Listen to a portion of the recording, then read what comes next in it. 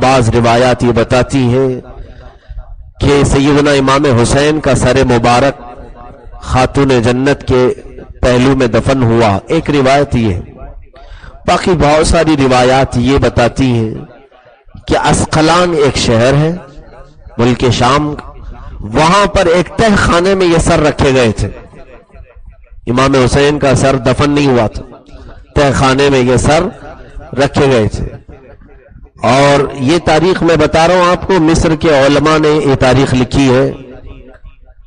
400 سال تک وہیں پر تھا۔ تقریباً 5ویں صدی میں جب فاطمی حکومت آئی، فاطمی یہ لوگ بھی شیعہ ہیں اور اہل بیت سے بہت زیادہ محبت کرتے تھے، تو فاطمی حکمران اور خلفاء کی جب حکومت آئی تو انہوں نے اسقلان سے وہ سر مبارک نکالا تو ویسے ہی تر و تازہ تھا۔ 400 سال کے بعد اس سر مبارک کو نکالا تو اب بھی سرکار سید الشہداء کے بالوں میں دھول لگی ہوئی تھی، وہی کربلا کی، اور جب انہوں نے دھول ہٹائی تو خون بھی ابھی تک گیلا تھا، خون بھی ابھی چپچپا جس کو کہتے گیلا تھا۔ یہ ہم ہیں کہ ہمارا خون 1 منٹ میں سوکھ جائے، وہ سید الشہداء کا خون ہے جو قیامت تک نہیں سوکھے گا۔ اسی لیے تو اسی خون سے اسلام کو آبیاری دی ہے۔ اگر وہ خون سوکھنے والا ہوتا تو اسلام بھی سوکھ گیا ہوتا، سوکھنے والا خون تو ان کے رگوں میں تھا نہیں۔ وہ سر مبارک کو بڑے جلوس کے ساتھ لایا گیا مصر میں، ایجپٹ میں، مصر کی راجدھانی قاہرہ جس کو کائرو کہا جاتا ہے، ایک بڑے شاندار جلوس کے ساتھ حکمرانوں نے اور اس وقت کے جو علماء تھے، مفتیان کرام تھے، سبوں نے لا کر قاہرہ کی ایک مشہور و معروف جگہ پر اسے اس سر مبارک کو بڑے احترام کے ساتھ دفن کیا گیا۔ وہ سر مبارک جہاں دفن ہے وہاں پر آج ایک بہت ہی بڑی عالی شان مسجد ہے جس کو مسجد حسین کہتے ہیں۔ الحمدللہ میں جب پڑھنے کے زمانے میں تھا تو ہم ہر جمعہ تقریباً اسی مسجد میں ادا کرتے تھے، مسجد حسین اس کو کہا جاتا ہے، اور آج بھی سنیوں کا وہ مرکز ہے۔ پورے میلاد شریف کے سارے جلوس سب گھوم کر کے اسی مسجد پاک میں تمام ہوتے ہیں۔ صوفیہ اکرام کوئی جمعہ ایسا نہیں ہوتا جہاں جو جمعہ کے بعد وہاں الگ الگ سلسلوں کے ذکر نہ ہوتے ہوں، کئی سلاسل کے مشائخ وہاں آتے ہیں، ذکر ہوتا ہے۔ تو سر مبارک کے متعلق ایک روایت یہ بھی ہے کہ وہ مصر کی قاہرہ میں مسجد حسین میں دفن ہے۔ آج بھی الحمدللہ بڑے بڑے اولیاء کرام نے اس کو صحیح مانا ہے، صحیح تسلیم کیا۔ علماء کرام نے اپنی کتابوں میں لکھا بھی ہے۔ بتانا یہ ہے کہ 600 سال تقریباً 400 سال کے بعد بھی سر مبارک ویسے ہی تر و تازہ تھا اور لایا گیا۔ یہ فتح حسین نہیں ہے تو اور کیا ہے؟ یہ حسین کی فتح نہیں ہے تو اور کیا ہے؟ ذرا یزید کا جسم ڈھونڈ کر کے دکھاؤ، یزید کہاں ہے؟ لوگوں کو آج اس کی خبر تک نہیں۔ دمشق میں کوڑا کرکٹ پھینکنے کی جگہ پر سنا ہے کہ اس کی قبر بنی، لیکن اس کا کوئی نشان نہیں۔ بتایا جاتا ہے کہ اسی مٹی کے اندر کہیں قبر ہو سکتی، کوئی نشان نہیں۔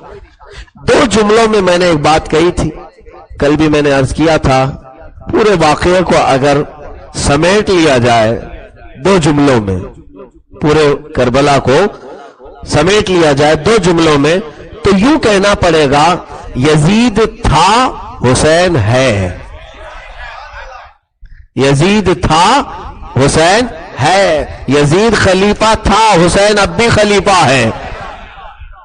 یزید امامت کی کوشش کیا، حسین اب بھی امام ہے۔ یزید نے جو کچھ طاقت حاصل کی تھی پاسٹ میں، حسین کی اب بھی طاقت ہے۔ یزید کا جھنڈا لہرایا تھا، حسین کا لہرا رہا ہے۔ تو یہی ہے، وہ پاسٹ ہے اور یہ پریزنٹ بھی ہے، حال بھی ہے، فیوچر بھی ہے۔ امام حسین ہمارا حال بھی ہے، مستقبل بھی ہے۔ تو یہی دو جملوں میں ہے، وہ تھا اور یہ ہے۔ اسی کو تو فتح عظیم کہا جاتا ہے۔ بہرحال اس کے بعد اب ذرا یہ بھی سن لیں کہ قاتلوں کا کیا انجام ہوا، کیونکہ ظاہر سی بات ہے ہمارے دل بڑے زخمی ہیں۔ ان ظالموں کو جب ہم سنتے ہیں تو دل کیا یہ نہیں کرتا کہ ہم بھی کاش وہاں ہوتے تو دو چار گھوسے انہیں بھی لگاتے، ہمارے ہاتھ میں نیزہ آ جائے تو ہم تو ان کے چھتڑے اڑاتے ہیں؟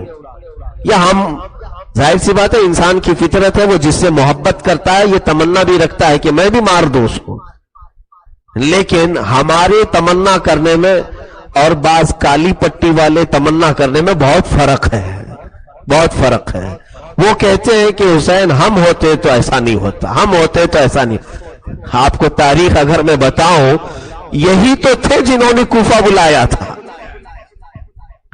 اور میں اپنی بات نہیں بول رہا ہوں، شیعہ حضرات کے بڑے معتمد عالم دین ملا باقر مجلسی، ان کی کتاب ہے جلاء العیون، مشہور کتاب ہے، اور سارے شیعہ اس کتاب کو پڑھتے ہیں۔ انہوں نے خود لکھا ہے اپنی کتاب میں کہ سیدنا امام حسین مکہ میں تھے، شیعان حسین نے ان کو خط لکھ لکھ کر کے بلایا۔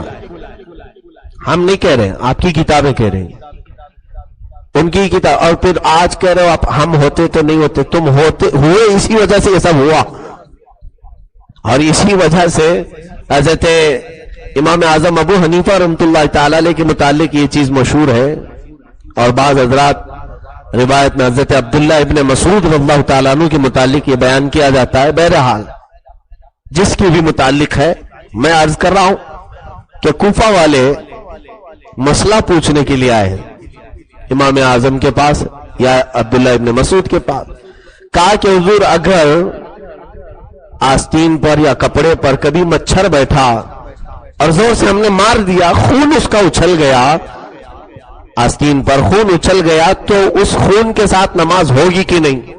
امام نے کہا کہ ان کو دو کوڑے لگاؤ، رسول کے شہزادے کا پورا خون بہایا اور مچھر کے خون کا مسئلہ پوچھنے آئے۔ پورا خون تو رسول اللہ کے گھر والوں کا بہایا، مسئلہ نہیں سمجھ میں آیا، آج مچھر کے خون سے نماز ہوتی ہے کہ نہیں ہوتی پوچھنے آئے ہو۔ بہت جلال میں آپ نے کہا تھا، حقیقت میں میرے عزیزوں، انہوں نے جو خون بہایا ہے اس سے تو ان کی نماز کیا، ان کا ایمان بھی خراب ہوا، ان کی پوری زندگی خراب ہوئی۔ خیر، کوفہ میں جو لوگ تھے وہ در حقیقت حضرت علی اور حضرت امام حسین سے محبت کرنے والے لوگوں میں سے تھے، اسی لیے انہوں نے بلایا تھا، لیکن وہ محبت میں کامل نہیں ہوئے، اترے نہیں، اس محبت میں وہ لوگ پکے نہیں تھے۔ بہرحال سیدنا امام حسین رضی اللہ تعالیٰ عنہ کے ساتھ جو بھی معاملات ہوئے، دغا، غدر، دھوکہ، یہ ساری چیزیں ہم سب کے لیے بھی درس ہیں۔